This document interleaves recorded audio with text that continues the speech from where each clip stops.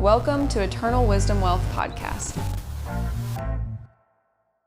Most financial advice is secretly just productivity advice in disguise. Work harder, wake up earlier, grind longer, and if that doesn't work, work harder still. But here's what nobody tells you. The families that quietly build lasting wealth aren't working more hours than you. They're operating inside a completely different system, one built on a concept the philosopher-investor Naval Ravikant calls specific knowledge. And once you understand it, you begin to see why almost everything you've been taught about building wealth is pointed in the wrong direction. So today, we're breaking down what specific knowledge actually is, why it compounds like an asset over time, and how to identify and develop your own in a way that creates leverage, not just for you, but for the generation that comes after you. All right, hi everyone. Welcome to the Eternal Wisdom Wealth Podcast. Let's start with the problem. Why generic hard work doesn't build wealth. Picture two people, both intelligent, both willing to put in effort. The first person works long hours across whatever tasks come their way. They're competent, reliable, always busy. After 10 years, they're earning a solid income, but they're completely dependent on continuing to show up. The moment they stop, the income stops. They've built a job, not an asset. Now consider the second person. They spent those same 10 years going unusually deep in one specific area. Maybe it's understanding how insurance companies actually price risk. Maybe it's knowing how agricultural commodity markets behave before USDA reports drop. Maybe it's an almost surgical understanding of how small manufacturing businesses fail. Whatever it is, they've developed insight that most people simply don't have and can't easily acquire. Now here's where it gets interesting. The second person isn't necessarily smarter. They're not working harder, but they have something the first person doesn't. Leverage. Their knowledge is specific enough that the market can't easily replace them. It's rare. It's hard-won. And crucially, it compounds. Every year they spend in that domain, they see patterns faster. They make better decisions. They spot opportunities others simply walk past. Over time, they become the person others pay to think, not just to do. That's the difference between generic effort and specific knowledge. One trades time for money. The other builds an asset that generates returns, even when you're not actively working. What specific knowledge actually is? Specific knowledge isn't a college degree. It's not a certification or a credential, though those can sometimes point toward it. It's the intersection of three things: what you're genuinely curious about, what you have unusual insight into because of your particular life experience, and what the market actually values. That third point matters. Specific knowledge that nobody needs is just an interesting hobby. The goal is to find the place where your natural edge meets real economic demand. Here's a real example. A woman spent 15 years working in hospital billing, not as a doctor, not as an administrator, but in the billing department. Over time, she developed a near-encyclopedic understanding of how medical coding errors lead to insurance claim rejections. She understood the specific codes, the recurring patterns, the exact appeals language that actually worked. It wasn't glamorous. No one was writing books about it, but small medical practices were hemorrhaging money because of that exact problem. Eventually, she started a consulting practice. Within 3 years, she was earning more than most of the doctors she worked with, and she was doing it on her terms with clients who genuinely couldn't function without her. That's specific knowledge. Unglamorous. Deep. Irreplaceable. Pillar 1. Identifying your natural edge. The first step is recognizing this. Your specific knowledge likely already exists in embryonic form. The real question is whether you've been paying attention. Here's a diagnostic. Think back across your career and your life. Where have people consistently come to you for advice or answers? Not because you had the fanciest title, but because they trusted that you actually get it. What problems do you find genuinely interesting, that most of your peers consider tedious? Where do you notice patterns that others seem to walk right past? Those moments are signals. They're pointing toward a domain where your particular wiring, your experience, your curiosity, your pattern recognition gives you an edge that's difficult to replicate. This week, write down 3 of those areas. Don't filter for what sounds impressive. The billing specialist didn't assume medical coding was a wealth-building skill. She was simply very good at it and genuinely interested in it. That combination turned out to be worth far more than she expected. Once you have your list, ask one honest question about each area. Is there a market that would pay for deep expertise here? It doesn't have to be massive. In fact, a smaller, specific market is often better. Less competition, more pricing power, more opportunity to become the person everyone knows. Pillar 2, deepening through deliberate immersion. Identifying your edge is the easy part. Most people stop there. They recognize an interest, read a few books, then move on when something shinier appears. Specific knowledge is built differently, through sustained, deliberate immersion, not passive consumption, not skimming summaries, real depth, accumulated over time, through reading, experimentation, and applying the knowledge in real situations where feedback is immediate and honest.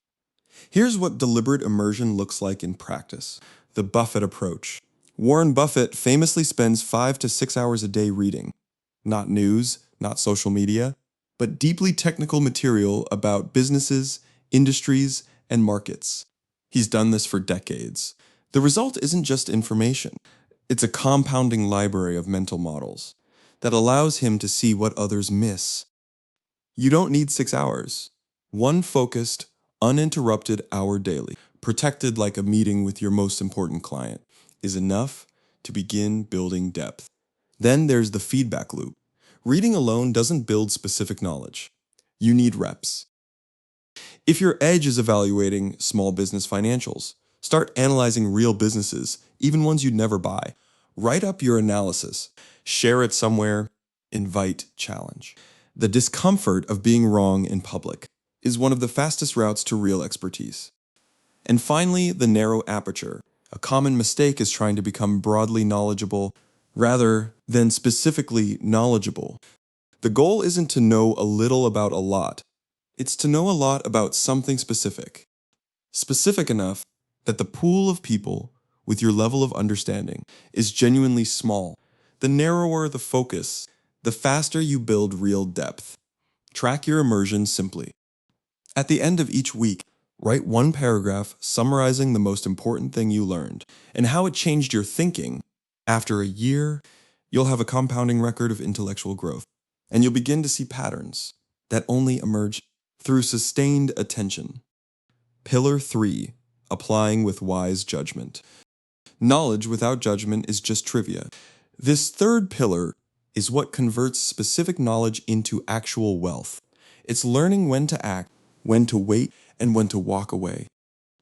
Judgment is one of the rarest skills in finance. It can't be taught directly. It's developed through experience, reflection, and honest postmortems, but it can be cultivated deliberately. Here's the core practice. After any significant financial decision, an investment, a partnership, a major purchase, a career move, write a brief record of your reasoning at the time. Not your reasoning after you know the outcome. Your reasoning in the moment, before the result is known. Then, 6 months later, compare your thinking to what actually happened. It's uncomfortable. It exposes the gap between what you thought you knew and what you actually knew. That gap is where judgment lives. Each time you identify a flaw in your process, not just a bad outcome, but flawed reasoning, you refine the most valuable skill in wealth building. Judgment also means restraint. Specific knowledge creates a subtle bias. When you understand a domain deeply, you start seeing opportunities everywhere, including marginal ones you should decline. The discipline to say, "This is within my edge, but it's not good enough," is what separates solid performance from exceptional results. And here's a simple filter. For every significant decision, ask yourself, does this amplify my specific knowledge or dilute it?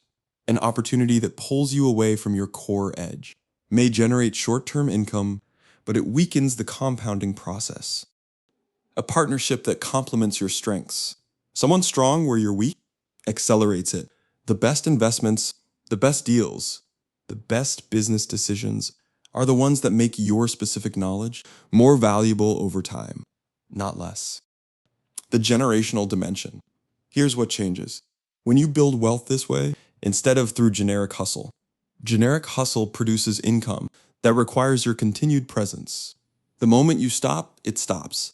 You can't pass it on. Your children inherit nothing except the lesson that life demands constant struggle. Specific knowledge produces something different.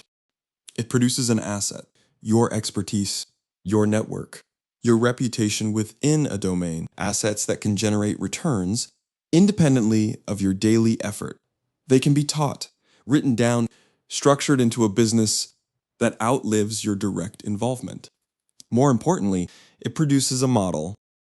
Children who watch a parent build deep expertise, who see that mastery is possible, that knowledge compounds, that patience creates leverage, internalize a different relationship with wealth. They don't absorb the belief that security requires trading every available hour for a paycheck. They inherit an understanding. That specific knowledge, patiently built and wisely applied, is one of the most durable financial assets a person can own. That's what generational wealth looks like at its foundation. Not a trust fund, not just a portfolio passed down, but a set of principles demonstrated consistently over years, absorbed and carried forward. Where to start? If you've been grinding on generic effort and the return doesn't match the investment, you're probably seeing reality clearly. The answer isn't more effort, it's better directed effort. This week, do 3 things. First, write down 3 areas where your curiosity and experience have created an unusual edge. Be honest. Don't choose what sounds impressive. Choose what's real. Second, pick one of those 3 and commit to 1 hour of deliberate immersion each day for the next 30 days. Not casual reading, focused study, with a pen in hand and a specific question you're trying to answer. Third, identify one decision you made in the last year, financial or professional. Write down your reasoning at the time. Look at it without distortion. What did you actually know?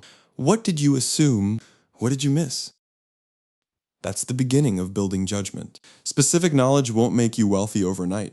Nothing durable does, but it is one of the few paths that creates genuine leverage, the kind that compounds quietly over a decade and produces something your family can truly build on. The ancient oak doesn't chase sunlight by running across the field. It sinks roots deep where it stands and grows until it can't be ignored. You already have the beginning of your roots. The question is whether you'll tend them. And if this reframed how you think about building wealth, the next video continues the framework, exploring how to monetize specific knowledge without trading time for money.